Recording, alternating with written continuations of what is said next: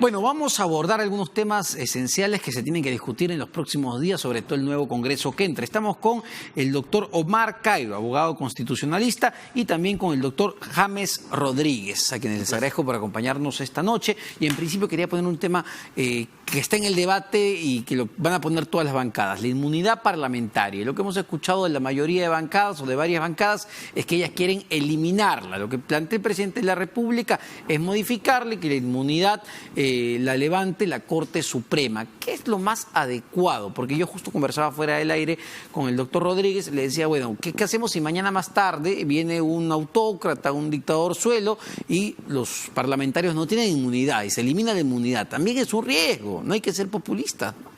Sí, la inmunidad parlamentaria está prevista en la Constitución y por lo tanto para modificarla, eliminándola, como es la tendencia mayoritaria, tendrían que aprobarse en 2 legislaturas.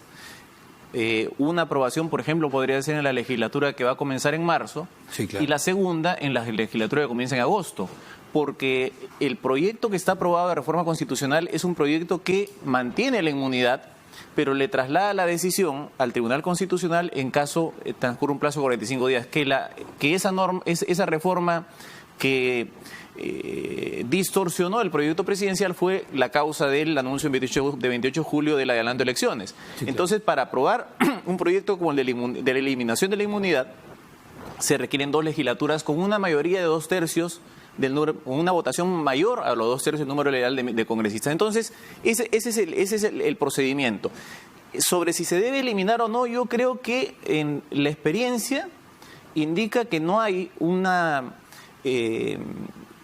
persecución de los congresistas en razón ideológica, política, que hayas tenido en la inmunidad al gran bloqueo. Por ¿qué cosa es lo que ha pasado en el Perú? La Comisión de Alto Nivel para la Reforma Política divide la muestra en 2 tramos. Una del 96 al 2006, solo 4% de pedidos de levantamiento de inmunidad fueron aceptados. O sea, el 96% se supone que han sido perseguidos, Gandhi, no sé qué cosa, porque resulta que al 96% de casos el Congreso les ha protegido. ¿Usted sí está por eliminarlo? Yo creo que sí, porque para no tomarle más tiempo, en términos globales, en este informe se dice que el 70%, por razones de forma o de cálculo político, se negó el levantamiento de la inmunidad. Entonces no ha demostrado ser un mecanismo de defensa frente a persecuciones, sino más bien... En la mayoría de casos es un mecanismo de impunidad. Entonces, ¿qué podemos hacer? Es muy cierto. Lamentablemente, en los últimos años hemos visto a muchos congresistas, en todo caso a muchos políticos que en realidad finalmente en el fondo eran delincuentes, que buscaban la forma como salirse de sus problemas judiciales postulando al Congreso y una vez llegado al Congreso buscar la impunidad. Yo considero de que la inmunidad parlamentaria es buena, pero solamente en el periodo legislativo o en el periodo de ejercicio, porque también vamos a ponernos en el caso, como hemos visto en el tema de Orellana, por ejemplo, donde muchos congresistas también investigaban y estos Orellana denunciaban pues prácticamente a medio Congreso. Entonces, me parece bien que exista la inmunidad parlamentaria solamente en el periodo parlamentario y no en procesos abiertos en los cuales ya han venido algún congresista y que lamentablemente en este Congreso, que ya está feneciendo, hemos visto procesos judiciales abiertos y en donde se ha blindado. Y este blindaje ha sido uno de los motivos fundamentales para el cierre del Congreso, porque el país ya estaba cansado de la impunidad que generaba este Congreso que se está cerrando. Sí, claro, hay una anotación nada más, ¿no? El caso de Juan Sotomayor, por ejemplo, que estaba postulando para este nuevo Congreso, finalmente terminó siendo detenido por la policía en el Callao. Así que, claro, ¿qué hubiese pasado si él entraba?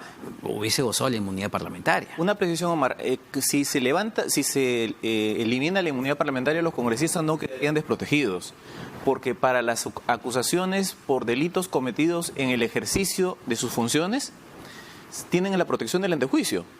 Es decir, para procesarles por un delito cometido en el ejercicio de sus funciones, la Comisión Permanente tiene que acusarlos ante el Pleno y por 2/3 del número por mayoría absoluta se declara lugar a formación de causa. La inmunidad es para delitos cometidos fuera del ejercicio de sus funciones. Cuando, por ejemplo, un congresista, por decirte un ejemplo un poco sencillo, un congresista se mete a un supermercado y se saca 2 cajas de cerveza.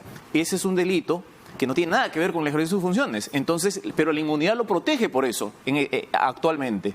Entonces, si se levanta la inmunidad, los congresistas van a estar protegidos de las imputaciones que se les haga de haber cometido delitos en el ejercicio de sus funciones. Porque ahí, como el presidente de la República, como los vocales de la Corte Suprema, como el Ministerio Público, como el Defensor del Pueblo, tendrán el privilegio del antejuicio.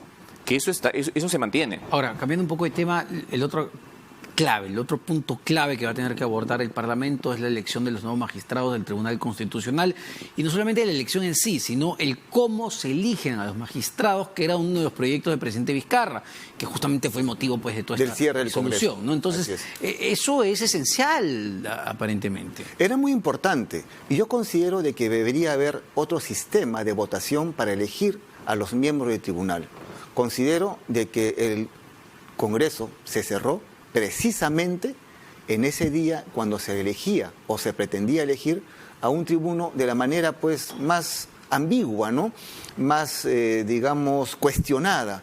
Y un funcionario que nace cuestionado en realidad pierde legitimidad. Y a mí me parece muy bien que se haya cerrado el Congreso, porque el pueblo peruano ya estaba cansado de tanta impunidad y de tanta soberbia por parte de muchos congresistas, y que el presidente Vizcarra, a mi punto de vista, podrá haber tenido muchos desaciertos, pero creo que va a pasar a la historia como un presidente que pudo romper una mafia parlamentaria. Ahora, ¿cómo hacemos para evitar, Omar, que, digamos, esto que se convirtió en una repartija, una componente entre los parlamentarios, no solo de este Congreso, ¿no? En los últimos años cambie? Sí, aquí hay una cuestión que tiene que ver con los procedimientos y con los deberes que tiene este Congreso. El Congreso tiene la facultad de autogobierno. La agenda del Congreso la va a fijar el Consejo Directivo y la Junta de Portavoces se la va a cambiar. Sin embargo, este Congreso ya tiene un punto primero de su agenda, que es el proyecto de ley de modificación del artículo 8 de la Ley Orgánica del Tribunal Constitucional, que suprime el procedimiento por invitación. Entonces, es lo primero que va a tener que tramitar el Congreso por mandato del artículo 105 de la Constitución, que dice que los proyectos presidenciales tienen prioridad, tienen preferencia, que esa fue la razón por la cual le cerraron la puerta del solar, para que no hiciera valer esa preferencia. Bueno, ahora tendrán que respetar esa preferencia, y lo primero que tendrán que discutir es si aprueban o no la modificación del artículo 8. Si la aprueban, ya no hay procedimiento, ya no hay mecanismo de invitación. Si la desaprueban, bueno, se continuará con ese procedimiento, y el pueblo verá si hay un cambio o si esto es más de lo mismo. Y es muy importante, Omar, que en este Congreso se envíen señales claras de un cambio, porque es ahora cuando deben hacerse las primeras bases de una mejora, porque si no va a ser lo mismo en el 2021. Considero que ahora este Congreso va a tener una función histórica y una función muy importante para el futuro. Ahora, no solamente el Parlamento, sino también la nueva Junta Nacional de Justicia, que tiene varios casos que analizar, y ahí hablábamos en el corte también las funciones y diferenciar las funciones. ¿Cuál es el rol de la Junta Nacional de Justicia y cuál es el rol del nuevo Congreso en torno a aquellos fiscales, jueces, investigados por tantos casos, en específico de los cuellos blancos del puerto? Sí, en los casos en los cuales haya propuesta de destitución de algún fiscal supremo o de un juez supremo, para no mencionar nombres, quien debe resolver eso y decidir si se le destituye o no es la Junta Nacional de Justicia. Es decir, sacarlos de carrera. De la función. Pero en el caso de que lo que se pretenda es que se inicie un proceso penal contra ellos, tendrá que ser el Congreso por la vía del antejuicio. Es decir, si hay una denuncia constitucional en trámite, recuerdo que estaban acumuladas, y decía, no, en 15º no podemos. Esa no. Claro, hay ciertos casos en los cuales el orden es sagrado y otros no. Pero bueno, en este Congreso se tendrá que decidir si declara fundado el antejuicio, y eso permitirá que se procese penalmente a los fiscales supremos o jueces supremos que estuvieran en algún problema de estos. Es decir, para sintetizar, para destituirlo disciplinariamente la Junta Nacional de Justicia, para iniciar un proceso penal el Congreso. Y eso ya debe empezar, va a empezar. Yo creo que ya debe empezar en esta legislatura. Esperemos de que el Congreso haga su función, porque es muy importante lo que acaba de decir mi apreciado colega.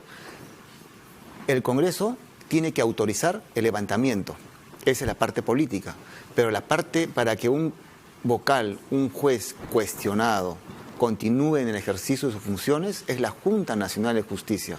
Y me parece que los miembros de la Junta Nacional de Justicia son personas idóneas y que han enviado una buena señal a la sociedad y que ellos mismos se han comprometido en realizar un cambio estructural en el sistema judicial, en el sistema jurisdiccional del país. Porque cuando no hay confianza en la justicia de un país, no hay una paz social, no hay una tranquilidad en el ciudadano y una confianza para poder encontrar una reciprocidad en un juez justo. Y cuando un juez no tiene, digamos, la idoneidad para ejercer justicia, finalmente se ejerce de cualquier manera. Perfecto, señores, muchas gracias a ambos por acompañarnos esta noche en Quién Tiene la Razón, el doctor Omar Cairo y James Rodríguez, dándonos luces sobre temas prioritarios que va a tener que ver el nuevo Parlamento y la Junta Nacional de Justicia. Ahora sí, yo los dejo con Tatiana Alemán con las claves del día. No se vayan.